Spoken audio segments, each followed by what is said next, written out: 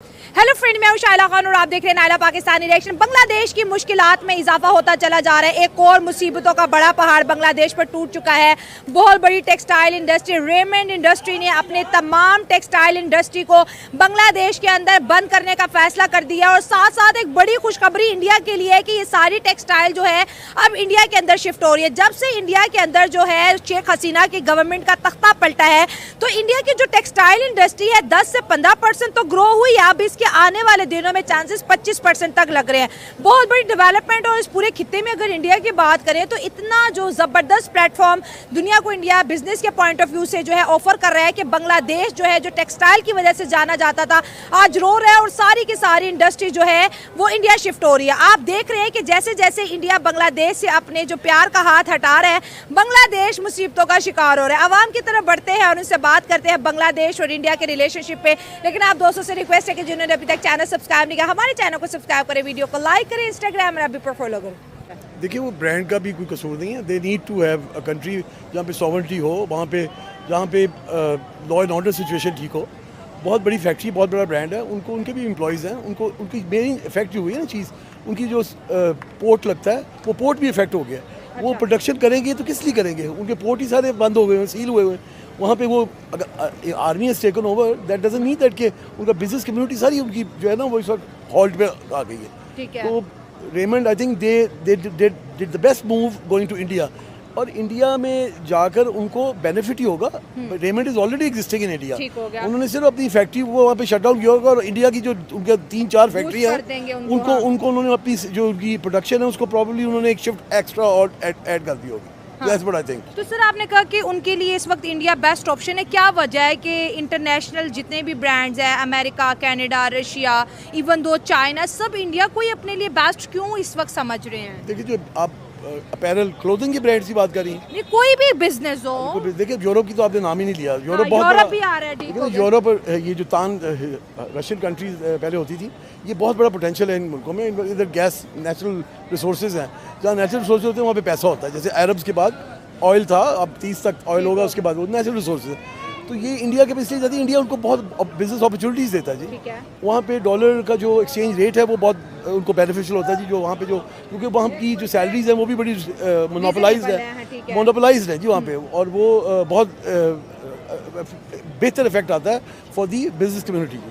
तो मैं समझता हूँ कि और India is got a great economy. मैं इज़ अ नेबर कंट्री, हमारी उनके साथ दुश्मनी होगी वो बॉर्डर लाइन आर्मी के हद तक। वी आर वन, एक टाइम पे हम इकट्ठे ही थे, एक ही हमारे अगर हमारे मजहब अलहदा हैं तो दैट डजंट मीन कि हमारा कल्चर तो एक ही है ना। ठीक है। लेकिन सर यहाँ पे लोग कल्चर की बात नहीं करते, कहते हमारा इंडिया का कल्चर एक कभी नहीं था। नहीं देखिए वो उनकी जो रिलीजियोसिटी पॉइंट ऑफ व्यू से देखें ना तो देखिए 972 साल हिंदुस्तान में ना गांधी के आने से पहले कोई इंडियन कोई काउंसिलर की स्टिक नहीं भी था। वो अपनी पंडित पूजा से ही नहीं बाहर निकल सके। तो उन्होंने खुद ही कहा कि कायदे-ए-आज़म को कहा था कि आप पहले गवर्नर जनरल बन जाए, क्योंकि कोई इंडियन को इस काबिल ही नहीं था। तो ये तो गांधी ने आके एक रेजोल्यूशन लेकर आया उनके लिए, और he set an example for the rest of the Indians के देयर इज़ अ पोटेंशियल। पूजा पाठ को साथ ये भी कुछ किया जा सकता है। They are not very good politicians at the end of the day, they are very good businessmen. वो श्रूड हैं।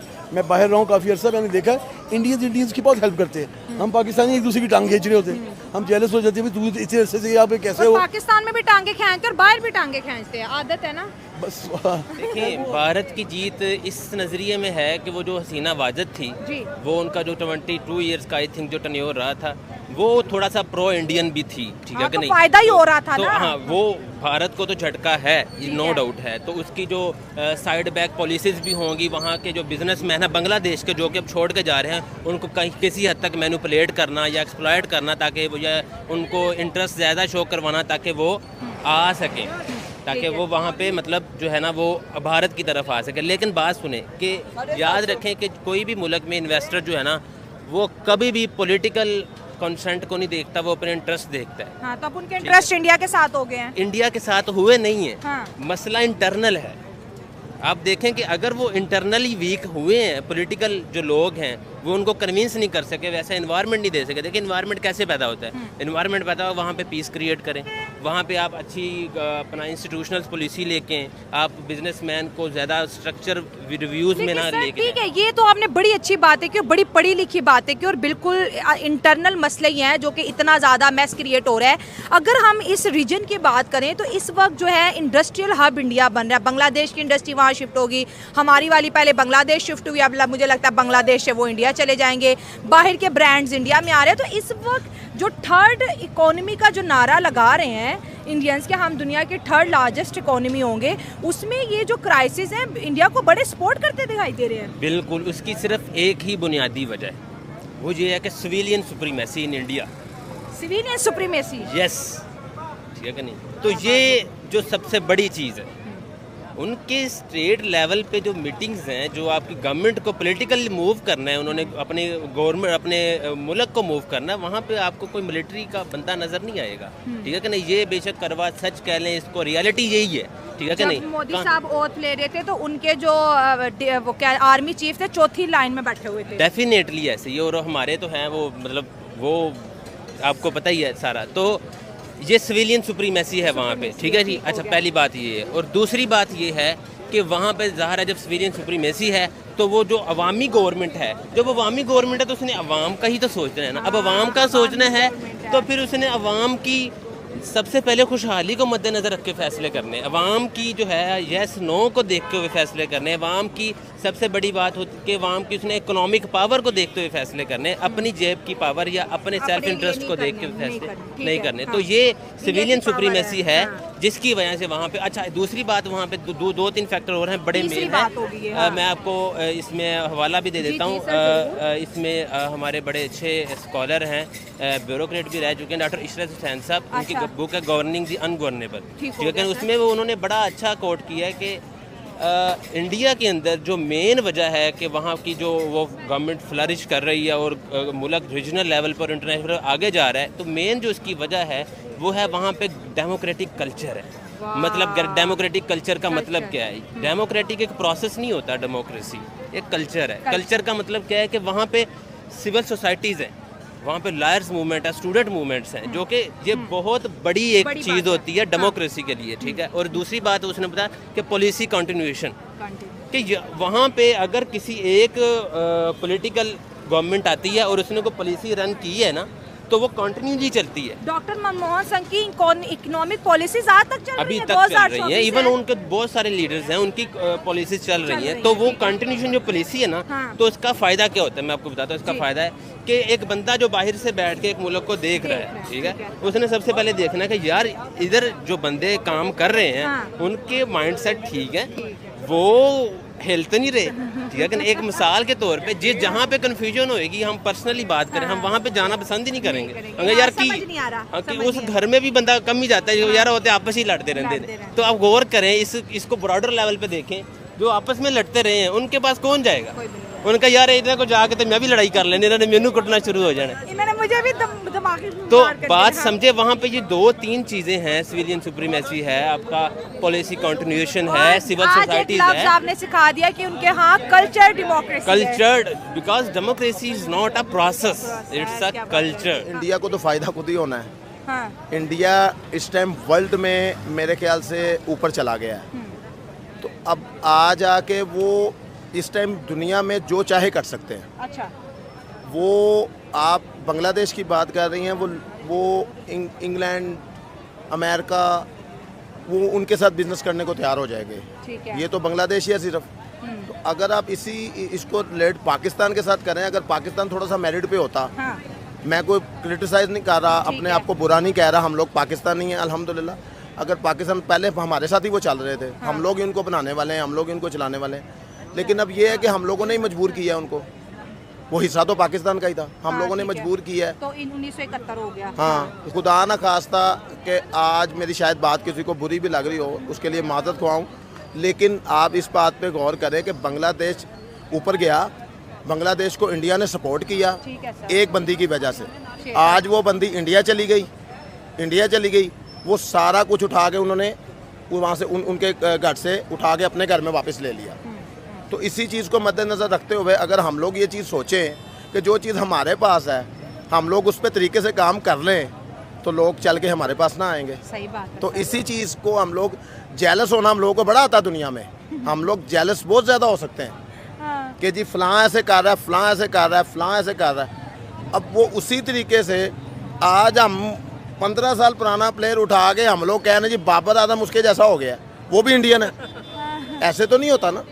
इसी तरीके से इंटरनेशनल लेवल पे खाली उनके पास विराट कोहली नहीं आया, इंटरनेशनल लेवल पे उनके पास बिजनेसमैन भी विराट कोहली आए हैं। बिजनेसमैन भी बड़े बड़े आए हैं। क्या समझते हैं इंडिया की पावर इतनी क्यों बढ़ रही है? गेम्स की जैसे आपने टच दे दिया, कारोबारी टच दे दिया, हर एतबार से आगे आगे। 1947 में एक ही राज से सफर शुरू होता है इंडिया और पाकिस्तान का। आज हम लोगों ने कोई हीरो रहने दिया अपने मुल्क में? एक मुझे बताएं, मैं भी शजाद को हमने जो वो तमगा इम्तियाज़ दे दिया है, अमानुल्लाह दुनिया को हंसाता मर गया, क्या दिया हमने? जिस बंदे ने हमें एटम बम दे दिया उसको क्या कर दिया हमने? नजरबंद कर दिया। इसी तरीके से हम लोग सही हैं अपनी जगह पे, हमारे साथ हम इसी काबिल है। उसकी वजह बाजी ये है कि आप तो बात अपनी जगह पे, आपने जो टॉपिक मेरे साथ शेयर किया है मैंने तो अपनी भड़ास निकालनी है। मुझे इतना पता है मैं 1.25 लाख रुपया बिल भर रहा हूँ बिजली का। हाँ जी, घर का 1.25 लाख रुपया बिल भर रहा हूँ। कितने एसी चल रहे हैं? मेरे एक 2 एसी रात के चलते हैं सिर्फ। रात को चलते हैं 4 घंटे एसी चलते हैं, दिन में कुछ नहीं चलता। अब मेरे बच्चों को स्टार्ट में ही सोने की आदत है एसी में। मैं अब क्या करूं, मैं 50,000 रुपये या 40,000 रुपये बिल भर रहा था। अब इसी तरीके से वही टीम उठ के वो बांग्लादेश चली गई, बांग्लादेश से उठी, बांग्लादेश तरक्की पे गया। एक बंदी थी, उन्होंने भी जो पाकिस्तान ने हाल किया उन्होंने भी वही किया।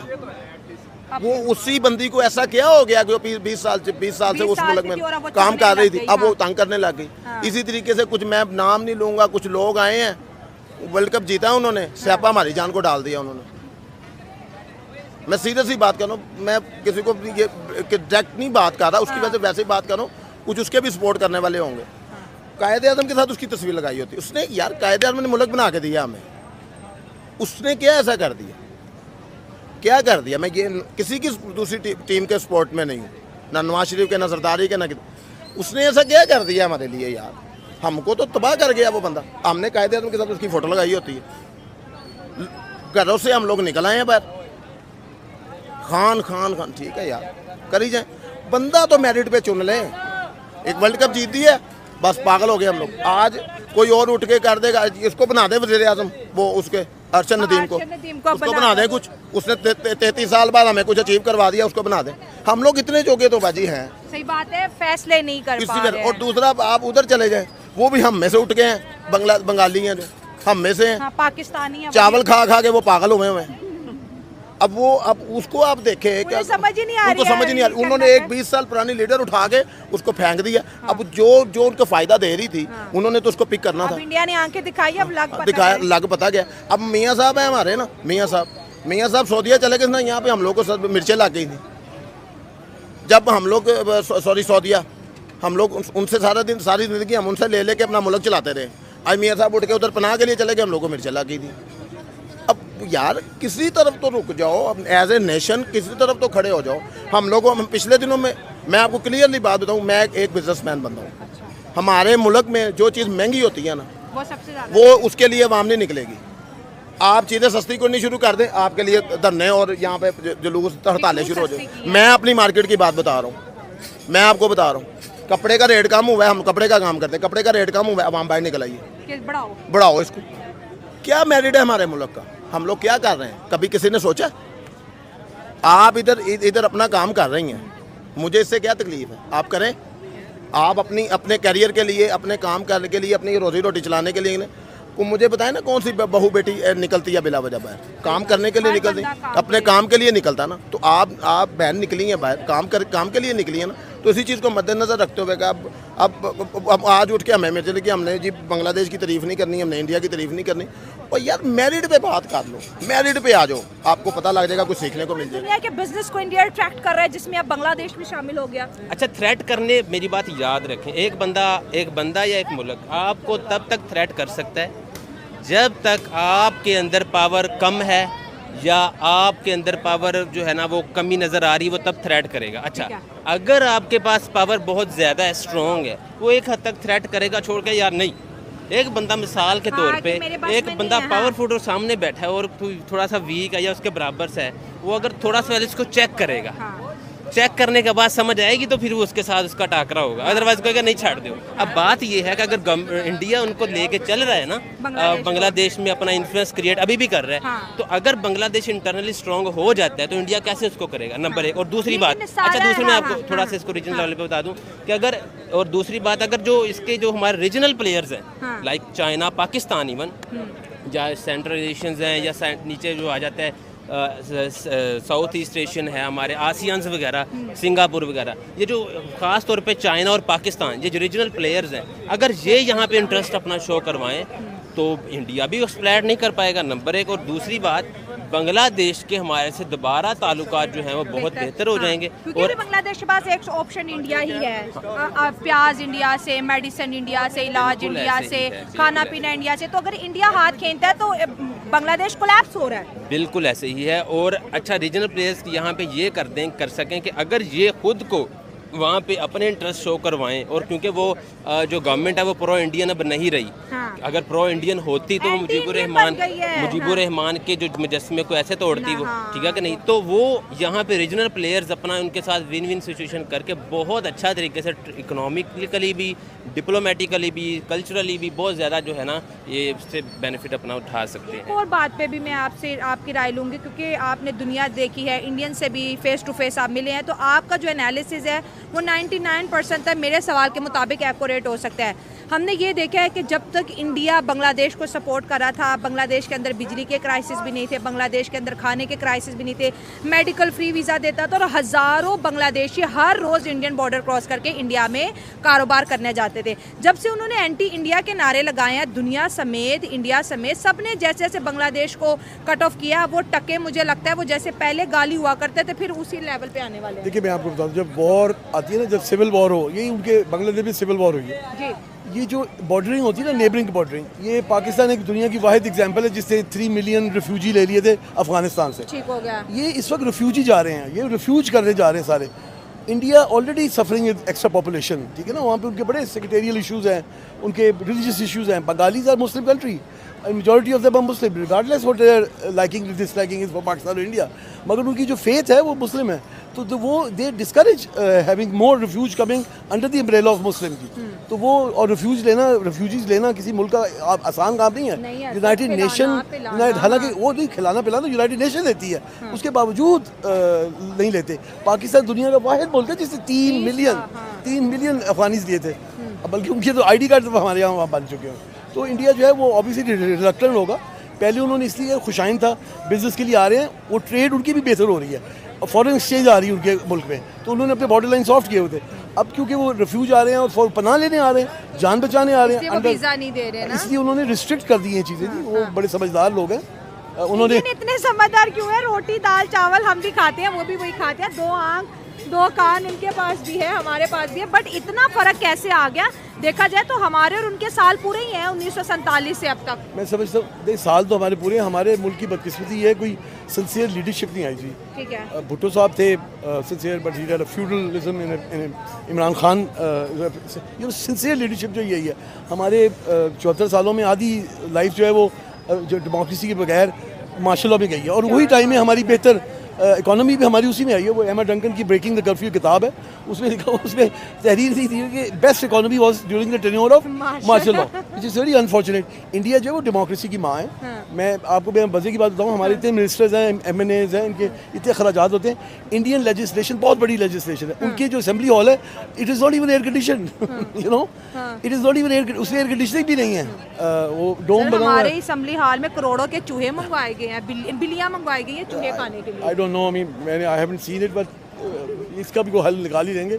अभी चूहों के लिए भी वो दवाइयाँ नहीं होती, क्योंकि ये जब मर जाते हैं डॉक्टरों में तो इनकी बू बहुत आती है, रिपेलेंट आ गए हुए हैं, नॉइज रिपेलेंट, वो आवाज़ होती है उससे भाग जाते हैं। हमारे मसले और उनको मसलों में कितना फ़र्क है? हमारे पास बताइए, लीडरशिप सिंसियर होनी चाहिए। हमारे मुल्क में ना हम अनफॉर्चुनेटली जंगी हथियार बनाते रहे।